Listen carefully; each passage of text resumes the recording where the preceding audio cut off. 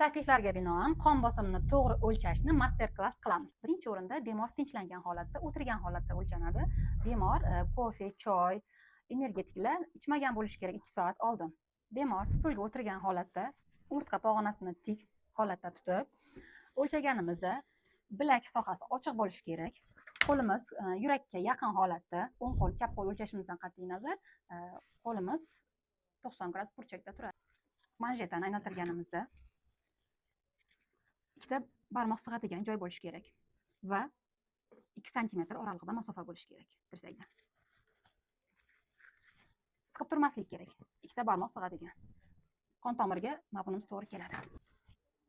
Qon bosim normada 120 ga 80 standart bo'yicha qabul qilingan. Bemorning qon bosimini o'lchaganda 100 dan 200 simom ustungacha chiqaramiz. Birinchi eshitgan uslugimiz bu sistolik bosim hisoblanadi. Ikkinchi eshitganimiz bu diastolik bosim hisoblanadi. Bemorimizni qon bosimi 100 ga 70. To'g'ri o'lchash uchun 5 minutdan keyin bemorning qon bosimi qayta o'lchanadi.